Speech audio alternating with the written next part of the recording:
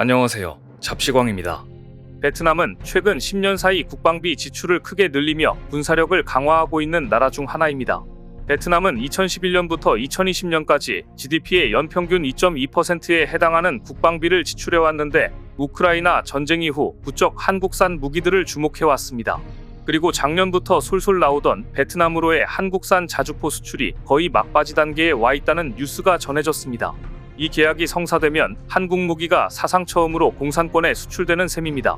베트남으로의 K9 자주포 수출 물량은 초기 물량이 20문에서 30문으로 예상되며 약 4천억 원 가량의 수주가 눈앞에 있는 것으로 알려졌는데요. 러시아와 밀접한 관계였던 베트남이 한국산 자주포를 도입하려는 이유와 K9 자주포와 아울러 수출이 유력한 방산 무기는 어떤 것이 있는지 오늘은 이 소식 자세히 전해드립니다. 베트남 국방부가 K9 자주포에 실질적인 관심을 보인 건 지난 2023년 2월 한국군 제7기동 군단을 찾아 K9 자주포를 살펴보고 브리핑을 들었을 때였습니다. 그러다 지난해 11월 한화에어로스페이스는 베트남 장병들에게 K9 자주포의 조종 사격 정비 교육에 대해 쪽집게 과외를 해주었는데요. 이후 한화에어로스페이스와 베트남의 수출 논의가 급물살을 탔습니다. 육군에 따르면 지난 2024년 후반기에 진행된 3주 과정의 육군 국제과정에는 폴란드, 호주, 베트남 등 총 7개국 관계자들이 참여했습니다. 이 자리에서 교육을 받은 베트남 장병들은 교육 이후 후기에서 교육 과정 모두 무척이나 흥미로웠다면서 베트남에서도 K9인 자주포를 만날 수 있었으면 한다고 기대감을 나타냈습니다. 현재 베트남의 육군 주력 전차는 1970년대 수준이라는 평가가 나올 정도로 낡았는데 이를 교체하려고 해도 전통적인 우방국이던 러시아가 전행 상태라 러시아산 무기를 살 수 없는 베트남은 재작년부터 한국산 무기 체계에 관심을 적극적으로 드러냈습니다. 만일 한화에어로스페이스가 베트남의 K9 자주포 20문에서 30문가량을 수출하는 계약을 최종 확정지으면 이것은 한국 방산업계 최초로 공산권 국가인 베트남에 무기를 수출하게 되는 역사적인 사건이 될 것으로 보입니다. 사실 올해는 중동의 수출 시장이 열릴 것이란 기대가 많았는데 이에 앞서 동남아 국가에서도 기회가 생긴 것입니다. 하나와 베트남은 구체적인 도입 시기 등 세부 조건에 관해 막바지 협상을 벌이고 있는데 업계에선 이번 물량이 K9 자주포 20문에서 30문, 금액은 3억 달러 미만으로 예상하고 있습니다. K9 자주포 한 문당 약 140억에서 200억 원가량으로 추산됩니다. 전문가들에 따르면 이번 30문 정도는 초기 도입 물량으로 파악되고 있으며 이를 시작으로 100문까지 수출될 것으로 협의되고 있다는데요. 100문이면 조 단위가 넘어가는 엄청난 물량입니다. 그런데 공산국가인 베트남이 왜 한국의 무기를 사려는 것일까요? 과거에는 한국으로부터 퇴역한 초계함을 무상으로 공급받은 적은 있지만 무기를 산 적은 없었던 베트남인데 말입니다. 가장 직접적인 원인은 한국 K9 자주포의 명성이 계속 높아지고 있어서입니다. 베트남처럼 공산국가가 러시아 무기를 안 사고 한국 무기를 사겠다고 협상에 나섰다는 것은 그만큼 K 자주포의 성능이 좋다고 입소문이 자자하기 때문입니다. 두 번째 이유는 중국과의 무력 갈등이 격화할 가능성이 높아지고 있기 때문입니다. 최근 중국은 베트남, 필리핀 등과 남중국해의 영유권을 놓고 신경전을 벌이고 있습니다.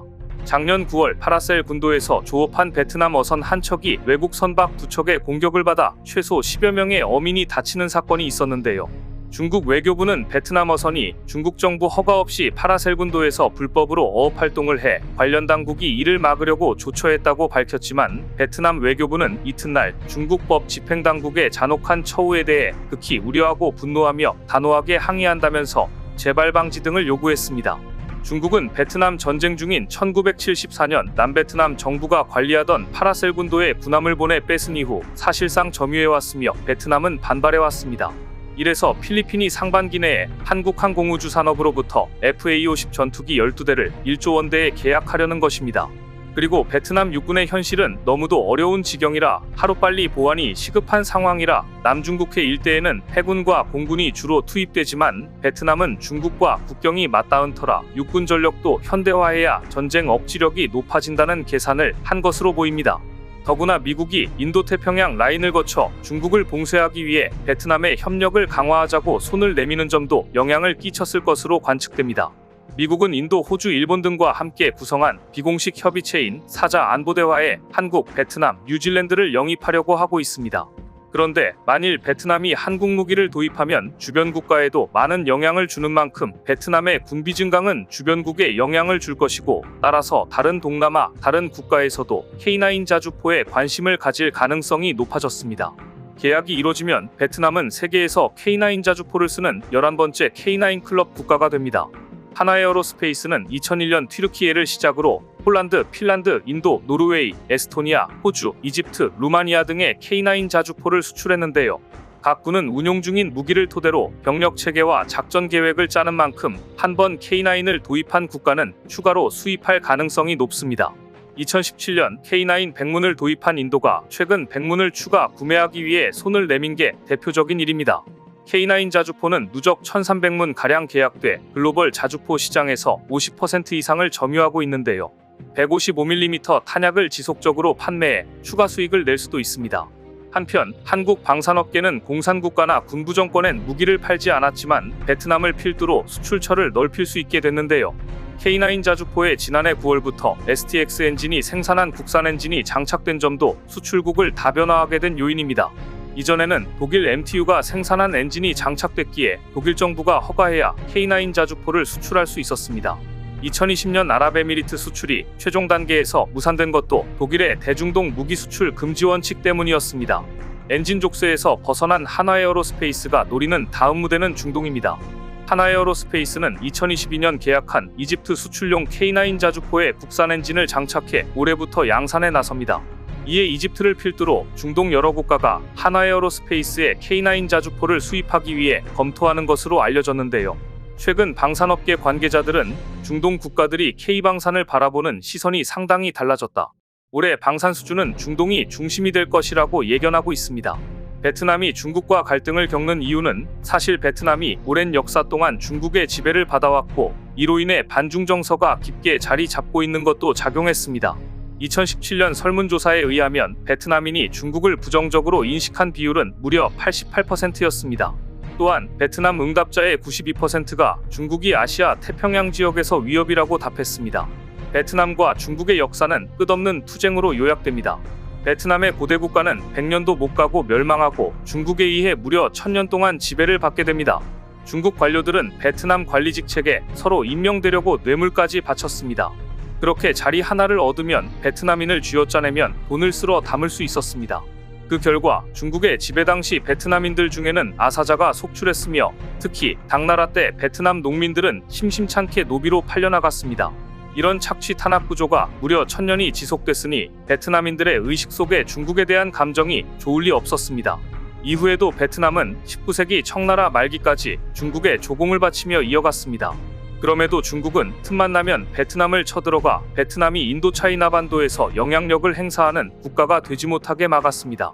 그러다가 베트남 공산당은 1950년대에 프랑스로부터 독립하기 위해 전쟁을 벌이면서 중국의 손을 내밀었고, 이때 잠깐 중국과 친해지게 됩니다. 이후 중국은 같은 공산국인 베트남에 1950년부터 1980년까지 무려 200억 달러가 넘는 원조를 제공했습니다. 하지만 중국과 소련이 긴장 상태에 이르고 중국이 1972년에는 미국 닉슨 대통령의 방문을 허가할 정도로 미국과 교류를 시작하자 같은 공산국이었던 베트남은 배신감을 느꼈고 소련과 더 긴밀한 관계를 유지하게 됩니다. 소련군이 베트남 해군 기지에 접근할 수 있게 허용해 주었고 소련 주도의 경제기구에 가입하기까지 합니다. 이쯤 되자 중국은 분노가 폭발했습니다. 중국으로서는 위로는 소련, 아래로는 베트남이라는 두 개의 적에 포위된 것처럼 느꼈을 것입니다. 결국 중국은 베트남에게 주던 원조를 대폭 삭감했고 돈을 더 많이 주는 소련에게 붙게 됩니다. 그러다 갈등이 폭발한 건 1979년이었습니다. 베트남과 중국은 1979년 국경지역에서 전쟁을 벌이게 되고, 최근에는 중국이 남중국해에서 영유권 문제로 베트남을 자극하자 두 나라는 극단으로 치닫고 있는 중입니다. 이처럼 역사적으로 중국에 대해 안 좋은 감정이 많은 베트남은 북부지역, 즉 중국 접경지대에 새로 도입하는 자주포를 배치할 것으로 예상되는데요. 이런 분위기를 놓칠세라 미국은 중국과 베트남이 남중국해 영유권 분쟁으로 갈등이 심각해진 틈을 타 지난 2016년 베트남에 대한 살상무기 수출 금지 조치를 전면 풀어주었습니다. 이는 1960-1970년대 10년간 전쟁을 치른 두 나라가 종전 40여 년 만에 적대적 유산을 청산하고 관계를 완전히 정상화하는 상징적 조치였습니다. 아울러 베트남과 남중국해 영유권 분쟁을 하는 중국을 견제하는 포석이었습니다. 중국과 남중국해 영유권 분쟁을 겪는 베트남은 군비 증강을 위해 무기 금수 전면 해제를 미국에 요구해왔고, 아시아 재균형 전략을 추구하는 미국은 남중국해에서 중국의 군사적 패권 확장을 견제하기 위해 미 의회 일각과 인권단체의 반대에도 금수 조치를 풀어주었습니다. 베트남 정부는 향후 5에서 7년 동안 약 20억 달러, 2조 5,616억 원에 달하는 예산을 투입해 군 현대화 작업을 추진할 것으로 알려졌는데요.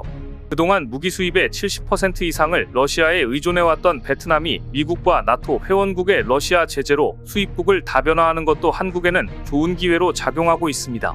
따라서 한국은 K9 자주포는 물론 베트남 헬기 시장에도 진출을 기대하고 있습니다. 가장 수출이 유력한 방산 제품으로 한국 항공우주 산업의 수리온이 꼽힙니다. 현재 베트남 정부는 노후화 군용 헬기 교체 사업을 진행 중인데요. 수리온은 국내 200여 대 군 관용 헬기의 안정적인 운용 실적을 보유하고 있어 최근 해외 고객들의 관심이 늘고 있습니다. 또한 육해 공군을 위한 토탈 솔루션을 제공하는 대표적인 방산기업 LIG넥스원도 베트남과 긴밀히 접촉 중이라 조만간 또 한 번의 수주 소식을 고대하고 있습니다. 오랜 세월 자신들에게 조공을 바치던 나라 베트남이 소련과 밀착하더니 이제 미국 및 한국 등과 밀착하는 것을 보면서 더욱이 한국에 자주포 K9을 도입하려는 것을 보면서 누구보다 열받아하고 있는 나라는 중국일 것입니다.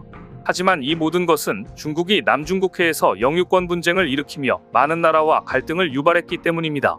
과연 중국이 베트남의 군비 증강에 대해 어떻게 나올지 동아시아 각국이 예의주시하고 있습니다. 오늘 준비한 소식은 여기까지입니다. 댓글을 통한 여러분들의 많은 의견 기다리겠습니다. 시청해주셔서 감사합니다.